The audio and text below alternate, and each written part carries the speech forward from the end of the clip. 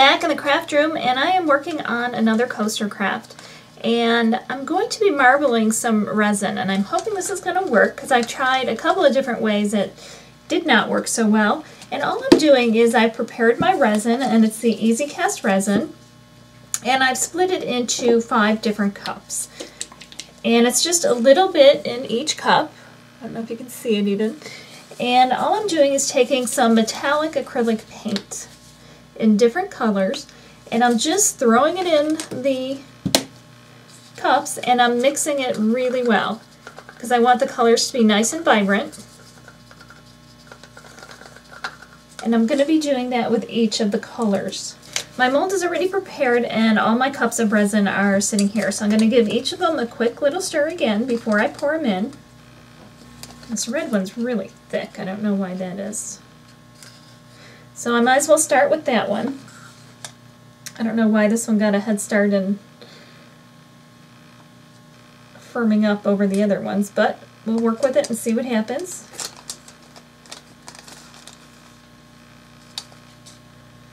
And then here is the purple.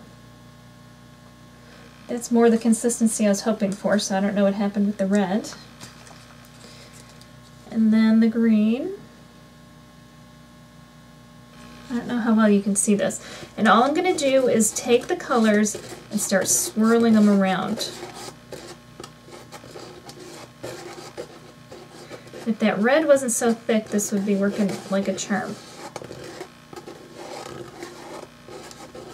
So then I'm just going to let it sit. And I know you probably have a hard time seeing it. I'm going to try to get the camera over here. So here it is. You can see the swirls in there, and I'm going to let that sit for 12 hours, and then I will come back and I will put a thin final coat over the top just to protect it, and it'll magnify the colors and the swirls a little bit more. I'm back to do the final pour on the swirled resin coaster, and I did spring a leak, so a bunch of my paint and resin came out under. I don't know what I did wrong. But I think we can salvage it anyway. So I'm going to put the next layer over it. And I shouldn't leak anymore because there should be plenty of resin over it. So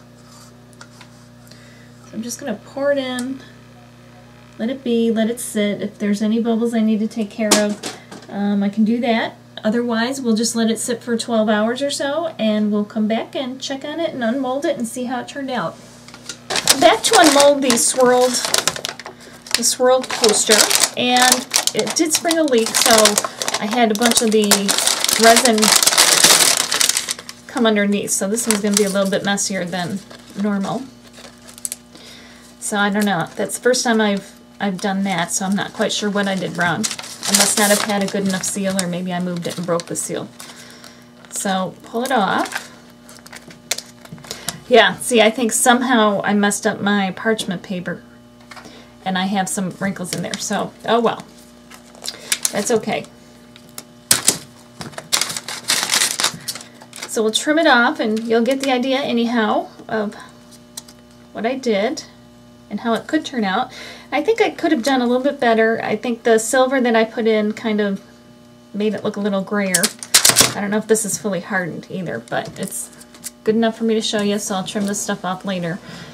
Here it is, and I'll have it all cleaned up and everything, and at least it gives you an idea of what you can do.